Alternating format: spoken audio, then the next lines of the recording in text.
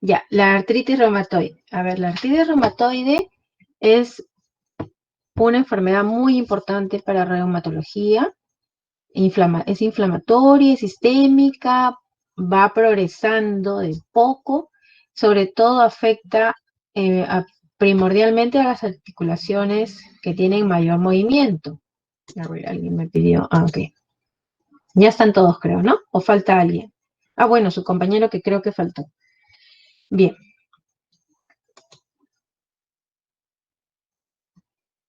Y puede también, aparte del compromiso que hay a las articulaciones, tiene también un compromiso secundario a otras regiones, como son los pulmones, la región ocular y la región del riñón.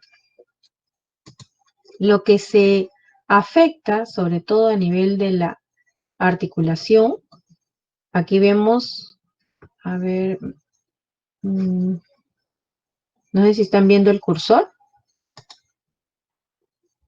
Es una zona normal de la articulación en donde vemos el cartílago, la membrana sinovial, la cápsula. Y en la otra zona estamos viendo la articulación normal. Y aquí estamos viendo específicamente a qué se refiere esa zona del cartílago. Y si nosotros vemos, tenemos una zona de membrana sinovial, tenemos cápsula, tenemos otras partes blandas de la articulación que son afectadas en este proceso de la artritis reumatoide. Tenemos una fila de sinoviocitos que están continuas al cartílago. La presencia también del menisco. Y acá vamos a encontrar cuando ya tenemos la lesión de una artritis reumatoide temprana o la lesión ya de una artritis reumatoide ya establecida y con mayor compromiso. Entonces vamos a ver la generación y difusión de más neutrófilos, así como los linfocitos B, los linfocitos T. Si ustedes recuerdan, anteriormente teníamos acá una fila de sinoviocitos y ahora están esos sinoviocitos hipertróficos, forman la membrana sinovial hipertrófica. Hay mayor formación de capilares que también está dentro del proceso inflamatorio que se desencadena en una artritis reumatoide, que todavía es temprana. Cuando ya es establecida y es crónica, ya vamos a tener la formación de el PANUS, que es la característica principal histopatológica de la artritis reumatoide, y vamos a ver que hay aparte de la hipertrofia de los sinoviocitos, va a haber compromiso, además de nuevos vasos, es decir, una angiogénesis extensiva, con el compromiso además de las células plasmáticas, de las células de linfocitos B, linfocitos T, y que van a erosionar el hueso y van a comprometer incluso al cartílago, formando en proceso crónico lo que se denomina el PANUS. Es el compromiso ya va a todas las estructuras anatómicas de la articulación, incluso erosionando el hueso, ¿no? Entonces, esto ya es lo que ocurre en una artritis reumatoide establecida.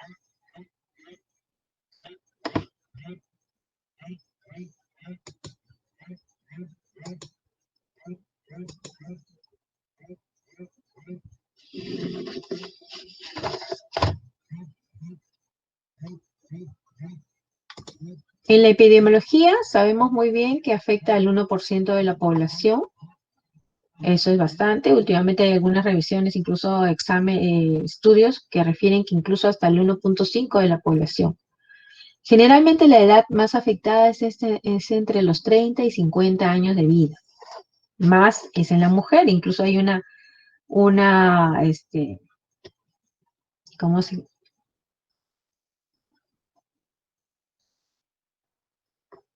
Hay una fracción que es de 9 mujeres por cada varón afectado. Entonces, el predominio es netamente en la mujer. Factores de riesgo. Siempre si hay un paciente en la familia con artritis, generalmente va a haber un descendiente con artritis.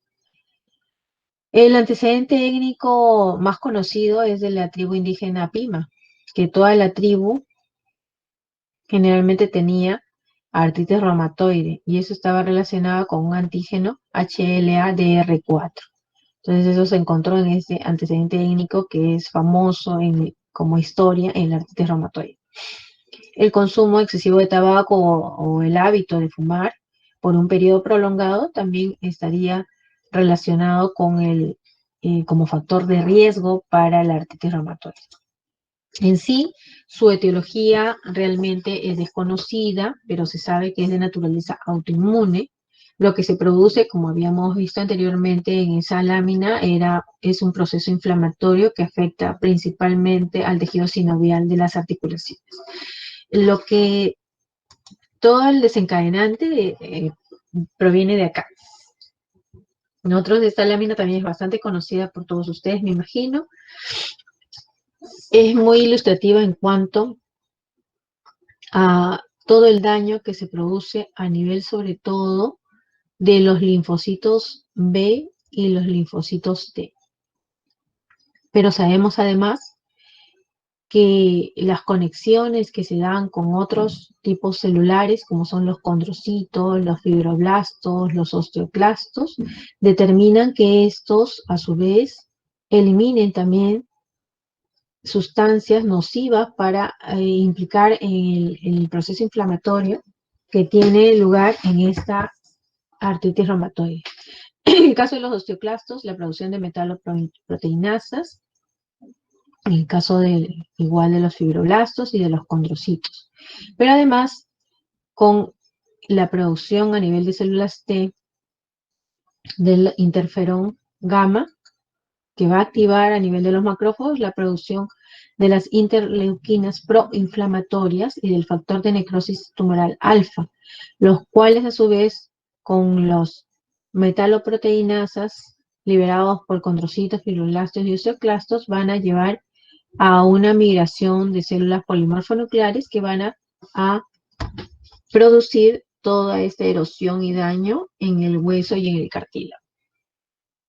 Entonces, a nivel de las células T, tanto las células T helper 2, T helper 0, vamos a tener también la producción de las diferentes interleuquinas que van a ser proinflamatorias, que van a ayudar con toda esta cascada inflamatoria. Entonces, es importante tener en cuenta todo este daño que se produce para la erosión del hueso y el cartílago. Es importante también determinar que posteriormente este gráfico también va a servir para cuando ya haya el manejo de la artritis reumatoide y sobre todo los productos biológicos que se están utilizando desde ya más o menos 10 años, van a intentar bloquear esta producción, sobre todo de las interleuquinas, que son un nivel más alto de lo que se estaba teniendo posteriormente con los fármacos, las drogas modificadoras de la enfermedad. La clase funcional, que eso también vamos a tener que ver aparte, una clasificación especial de la capacidad funcional de los pacientes. Esto es importante para tener en cuenta que el paciente también recibe una denominación en cuanto a la clase funcional. El diagnóstico es paciente con artritis reumatoide, ya sea temprana, ya sea establecida, clase funcional 1 o clase funcional 2 o 3 o 4 según la capacidad que tenga ese paciente de conducirse. Si es clase 1, quiere decir que el paciente realiza todas sus actividades habituales de rutina, que implica cuidado personal, cuidado profesional, entretenimiento. Si el paciente ya va teniendo limitación en cuanto a alguna de estas actividades, ya se va definiendo las otras clases. Si está limitado en cuanto a las actividades de entretenimiento, es clase 3. Si está limitado en cuanto a las actividades profesionales y además de entretenimiento, es clase 3. Y si está limitado en cuanto a las actividades ya de tipo personal, profesional y entretenimiento, quiere decir que el paciente está totalmente o postrado o en una silla de ruedas y que no puede asearse, no puede hacer sus cosas adecuadas, porque tenemos también escalas para evaluar ello.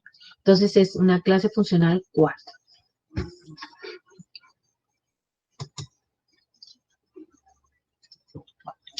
Estos son los nuevos criterios diagnósticos para artritis reumatoide. Es importante tener en cuenta que hay criterios antiguos y hay criterios nuevos. Como tarea les voy a dejar para la siguiente sesión, que es el miércoles, los criterios antiguos para artritis reumatoide, ¿ya? Criterios antiguos para artritis reumatoide. Entonces,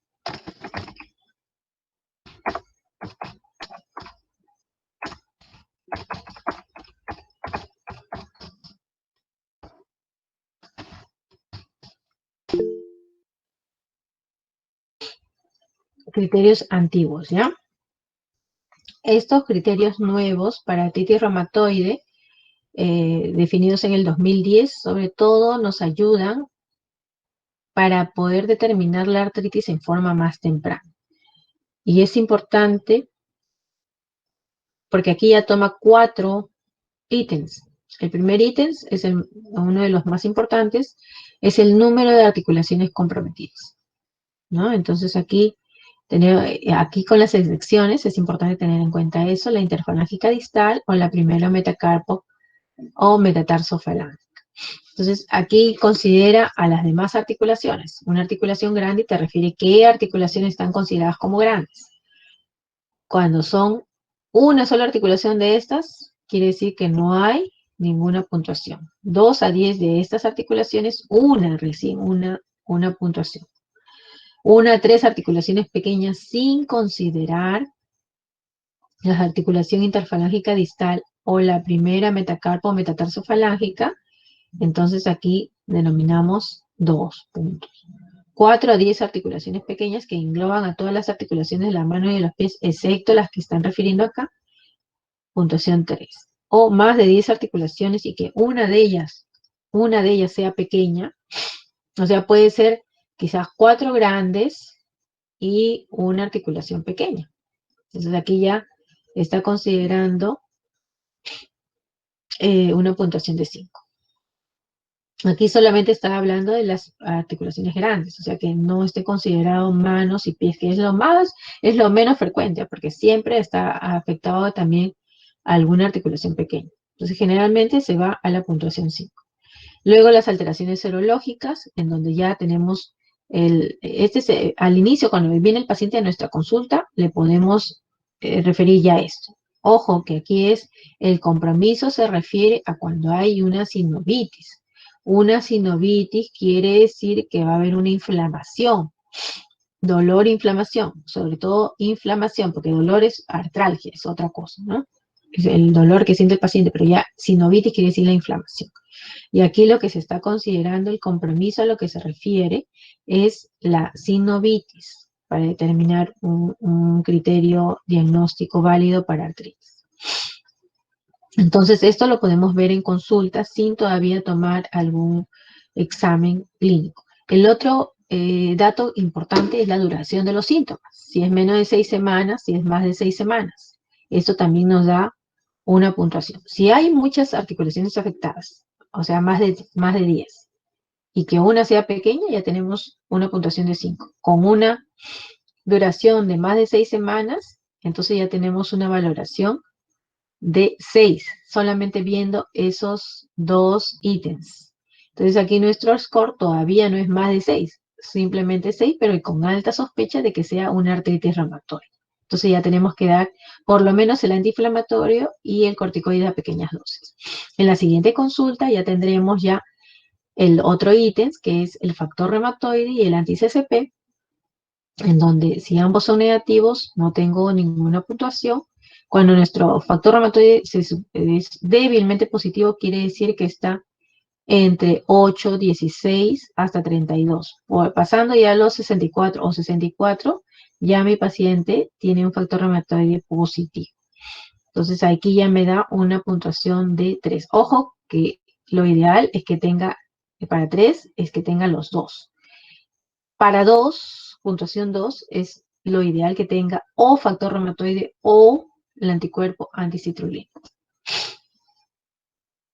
Y nuestros reactantes de fase aguda, PCR y BCG, si no tienen valores, si son valores normales, no tengo ninguna puntuación.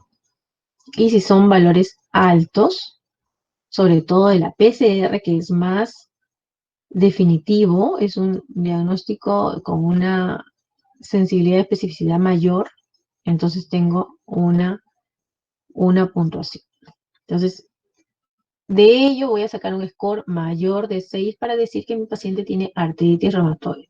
Y esta clasificación en donde ya no se considera mucho de los puntos que ustedes van a ver para artritis reumatoide, vamos a verificar que nuestro paciente realmente tiene una artritis reumatoide temprana, ¿no? Y no con muchas características que es importante tener en cuenta para la siguiente clase. Vamos a ver cuando ustedes ya conozcan los otros criterios antiguos de la artritis reumatoide. Entonces, estos nuevos criterios van a clasificar a la artritis, una artritis definida.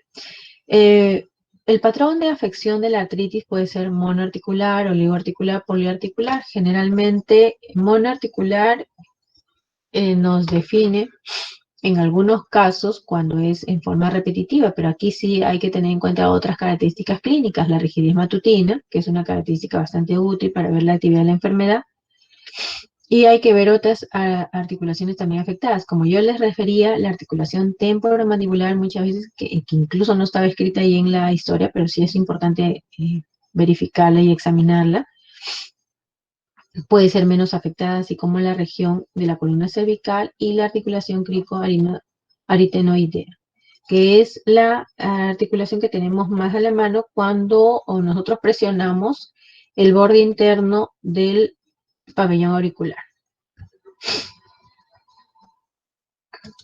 Esta es una imagen de ya una artritis ya consolidada, establecida, de larga data, en donde hay una desviación cubital bastante específica,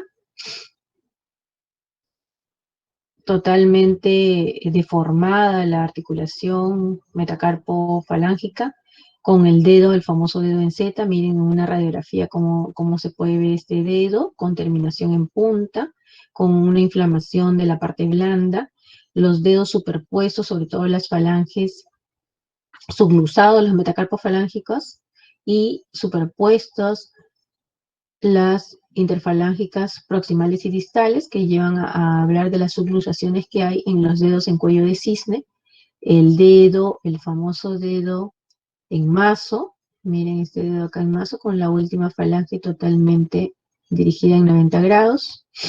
El carpo, que también se puede ver en este paciente, es un carpo que no tiene definición de sus alineaciones entre los huesos, que anatómicamente conforman el carpo. Entonces, y también la total pérdida de la alineación con los metacarpianos. Esto lleva a una anquilosis a este nivel, de tal manera que el paciente ya no puede movilizar bien la muñeca, una esclerosis, pinzamiento total, borramiento de esa unión, hay la anquilosis ósea. Estos son la hiperflexión del metacarpo falángico con la hiperflexión de las articulaciones interfalángicas proximales y distales, el llamado dedo en cuello de cisne.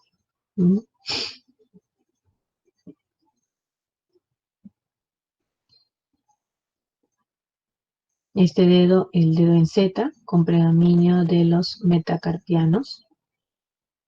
La hipotrofia ayuda a este predominio de los metacarpianos, la hipotrofia o atrofia que existe a nivel del dorso de la mano, atrofia tenar, de los músculos interóseos, ¿no? Hay que siempre hacer una distinción diagnóstica con otras enfermedades, como son la artritis por cristales de CPPD o la osteoartritis. En la osteoartritis, el compromiso sobre todo se va hacia las interfalángicas distales y puede comprometer las interfalángicas proximales, pero respeta los metacarpos falángicos. En la afección por cristales, más bien respeta las interfalángicas distales y las interfalángicas proximales. El compromiso es mayor en las metacarpos falángicas. Y al contrario, en la artritis reumatoide a nivel de mano, el compromiso respeta sobre todo las interfalángicas distales. Entonces, estas son unas características clínicas que nos pueden ayudar en algunos momentos para diferenciar a un paciente de una enfermedad con otra. La enfermedad ocular a nivel de la artritis puede hallarse a nivel de las glándulas lacrimales y es lo que se denomina la queratonconjuntivitis seca. Esto se puede dar por la enfermedad en sí misma o por el uso de algún antirreumático como es la hidroxicloroquina o la cloroquina. Entonces siempre hay que estar evaluando al paciente con ya enfermedad articular, aparte por la enfermedad misma como por el tratamiento que va a recibir, que tenga unas consultas con oftalmología, ¿no?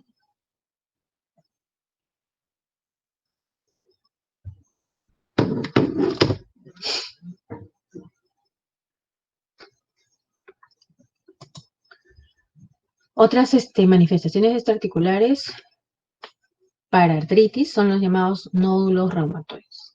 Los nódulos reumatoides, como yo les refería al inicio, es poco frecuente que podamos ver últimamente. Ya es prácticamente de libro que veamos esa característica. Se ubica en superficies extensoras o zonas sujetas a presión mecánica y con factor reumatoide positivo. Este es el famoso nódulo reumatoide.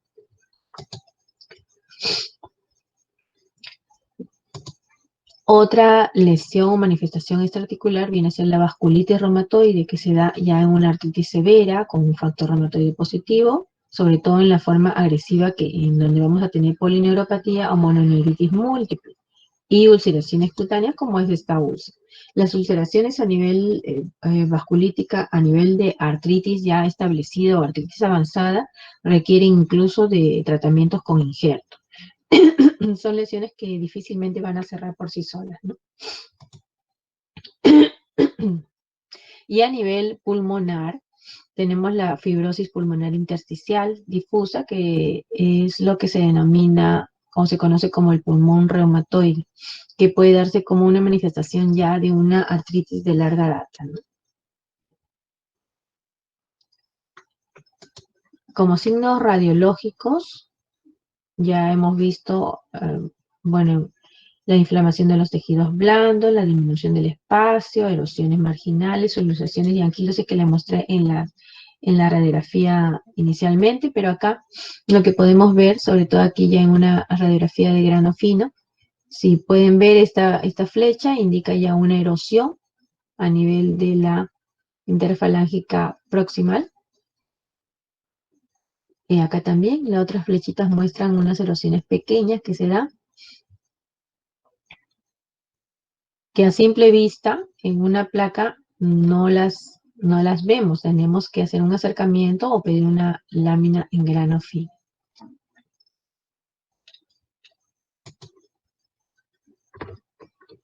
Los exámenes de laboratorio son importantes para definirnos que el paciente con artritis reumatoide puede tener una anemia normocítica normocrómica, o sea, una anemia por enfermedad crónica, leucocitosis o leucopenia según haya algún proceso infeccioso aledaño, la BCG y la proteína C reactiva, que son los reactantes que generalmente vamos a encontrar elevados. El factor reumatoide, como yo les refería, al igual que el anti-CCP, se solicitan al inicio. Puede ser positivo en un 70-80% de nuestros pacientes. Pero hay que tener en cuenta que también tenemos pacientes con factor reumatoide negativo. Ahí lo que habría que ver es la clínica. Esos criterios que les he mostrado, los criterios del 2010, son criterios de clasificación. Obviamente en todo momento queda el criterio clínico del especialista. Pues que tenemos casos en que, no son muchos, pero tenemos casos en que el paciente pueda tener factor reumatoide negativo, puede tener su anticuerpo negativo, no llega a completar los score 6, pero tiene unas características clínicas evidentes de artritis reumatoide. Entonces, como les digo ahí, lo que predomina es la evaluación y sospecha clínica. Entonces hay que iniciar tratamiento. Hay que tener en cuenta que también hay de 3 a 5% de la población sana que puede tener un factor reumatoide positivo. Pero ojo, este factor reumatoide tampoco es elevado. Puede llegar a ser lo ideal, lo normal es que esté en 8, pero puede llegar a tener 16, puede llegar a tener 32, y eso no quiere decir que tenga artritis reumatoide. Si tiene ya valores más altos, de 64, por encima de 64, la sospecha es mayor para artritis reumatoide.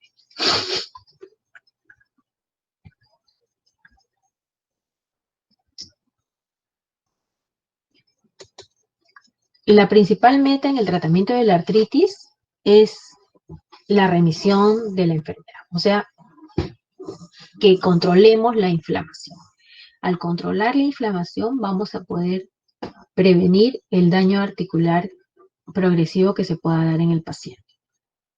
Entonces, para ello es el objetivo principal que se ha dado en el cambio de los criterios de clasificación para artritis reumatoide, para llegar a un diagnóstico más temprana, un reconocimiento de síntomas en forma precoz y poder intervenir también tempranamente a estos pacientes y poder lograr la remisión completa, que es lo que algunos pacientes pueden conseguir. No les digo todos porque es lo mínimo que se consigue, ¿no? Entonces, la meta terapéutica para nuestros pacientes es aliviar el dolor, controlar la inflamación, preservar la función para que el paciente haga su vida normal, con ello mejorar la calidad de vida del paciente, retardando el daño articular por esa intervención temprana y inducir esa remisión completa en la artritis reumatoide. Nuestra cabeza, nuestro primer escalón en nuestro tratamiento es los AINES. Con los AINES vamos a lograr un alivio sintomático y de la inflamación en el dolor en artritis reumatoide. Conjuntamente con los corticoides, que van a tener una acción sobre todo potente a nivel antiinflamatorio, pero tiene que ser en dosis pequeña, porque las dosis altas son utilizadas para procesos agudos e inflamatorios de otras enfermedades reumatológicas. En el caso de la artritis reumatoide se llega a usar dosis de 5 miligramos hasta 7.5 en forma limitada. 5 miligramos lo podemos sostener más tiempo para mantenimiento del proceso inflamatorio crónico. Y posteriormente ir quitando al utilizar ya las drogas modificadoras de la enfermedad. Así vamos a tener los pacientes con actividad leve o moderada, después de que inician AINE, utilizan tratamiento con corticoides, o en caso ya de una enfermedad poliarticular severa, utilizamos aparte de los AINES, utilizamos los glucocorticoides y las drogas modificadoras de la enfermedad para luego ir retirando los corticoides. Las drogas modificadoras de la enfermedad es el tratamiento ideal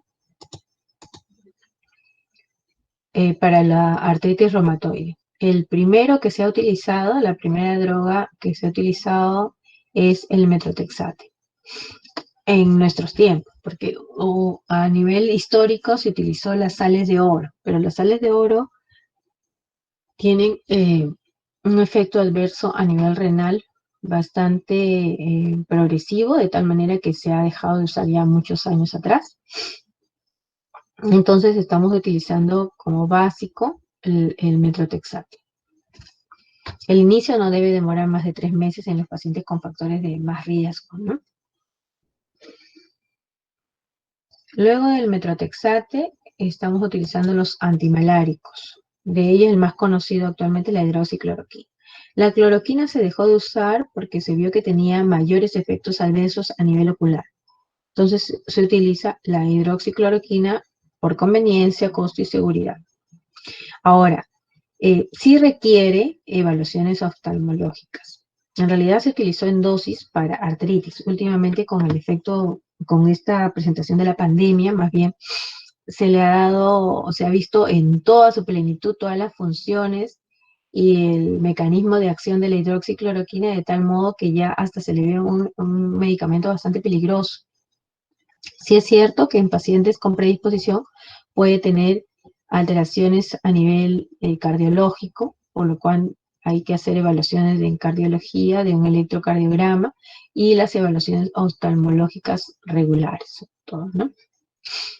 Otros DMARD que se utilizan en la artritis reumatoide, aparte del metrotexate, la hidroxicloroquina, son la leflunomida, la sulfasalacina, la D-penicilamina, la azathioprina, que son bastante potentes para los pacientes con actividad poliarticular moderada a severa. Como les refería, el metrotexate es el de elección inicial, ya sea solo o combinado. Lo ideal es que sea combinado.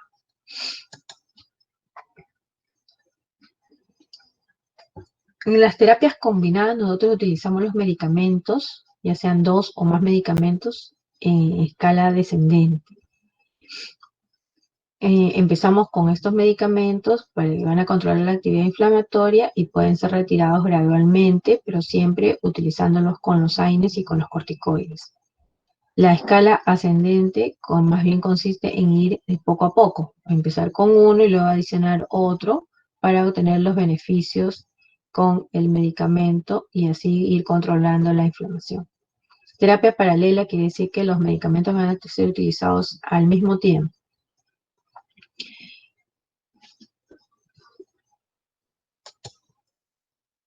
Aquí hay una tabla de la dosificación. Bueno, aquí la dosificación inicial la han puesto los biológicos, el Abatace, adalimumab, anakinra, son medicamentos biológicos. Lamentablemente su uso no es tan popular debido al costo de estos medicamentos, ¿no? Son costos bastante altos para los pacientes. Entonces, nosotros utilizamos básicamente a nivel de Ministerio de Salud todavía las drogas modificadoras de la enfermedad, el metrotexate, la hidroxicloroquina, la ciclofosfamida, la cetoprina, en las dosis que se recomiendan para la artritis. Acá tenemos o la leflunomida, por ejemplo, que es una buena opción en caso de que el paciente tenga el hígado ya afectado, y sabemos que el metrotexate es hepatotóxico, entonces utilizamos la leflunomida, 20 miligramos al día vía oral. Se recomienda iniciar una dosis de ataque con 100 miligramos 3 días seguidos y luego ya continuar de mantenimiento los 20 miligramos al día. Entonces, esto es una droga que se puede utilizar como monoterapia incluso. El metrotexate generalmente ya en pacientes con enfermedad establecida es necesario utilizarlos en esquema de 2 o 3 fármacos. La hidroxicloroquina, su dosis para artritis es 400 miligramos al día, incluso 200 miligramos según inicio, y luego ya se va a estabilizar a 400. Aquí está el metrotexate. Lo ideal es utilizar al inicio 7.5 a 10 miligramos por semana. Hay diferentes esquemas de uso. Al inicio puede utilizarse interdiario. Vienen pastillas o tabletas de 2.5. Interdiario hasta llegar a los 7.5, o sea, 3 veces a la semana. O si no, los fines de semana, utilizar los 10 miligramos, o sea, 4 tabletas. Ya sea en un solo día o divididos en 2 días. Lo ideal es administrar el ácido fólico conjuntamente, o sea, mejor dicho, en el momento que utilizamos el metrotexate, pero no el mismo día, días previos, con el fin de disminuir las reacciones adversas del metrotexate.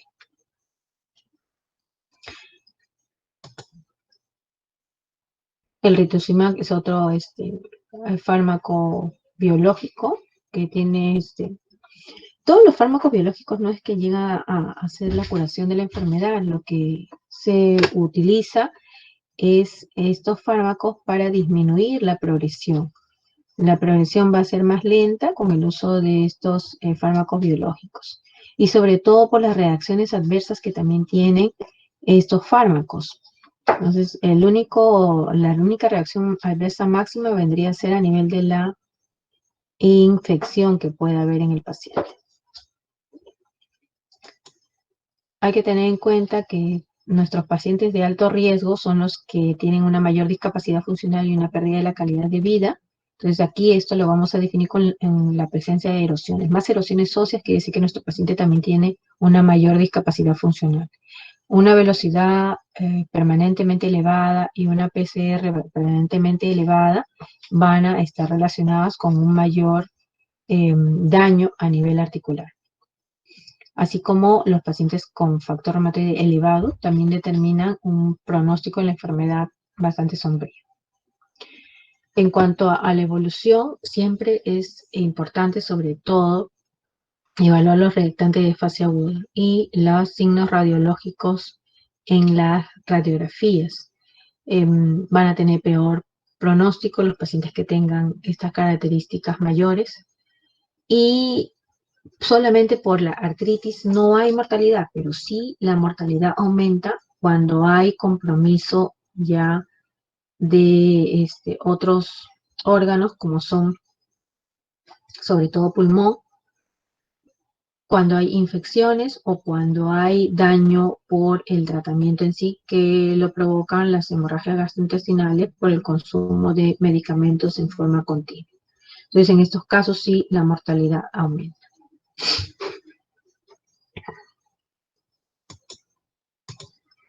Jóvenes, ¿alguna pregunta?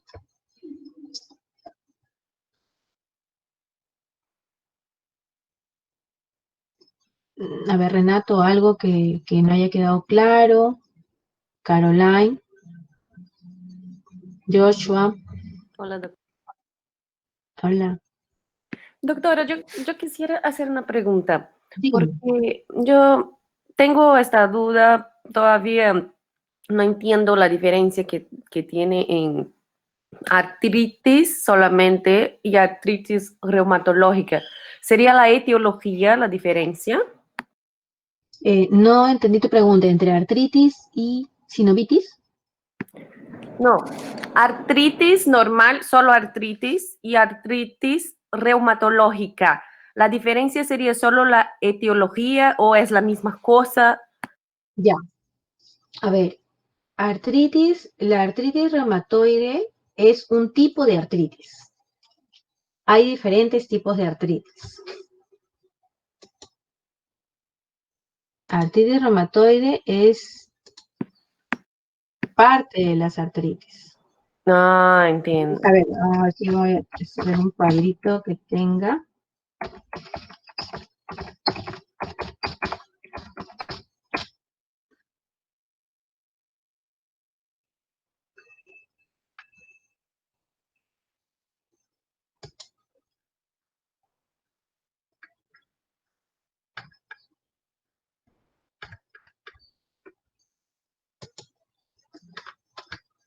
No, sí es importante tu pregunta porque muchos pueden tener esa duda, ¿no?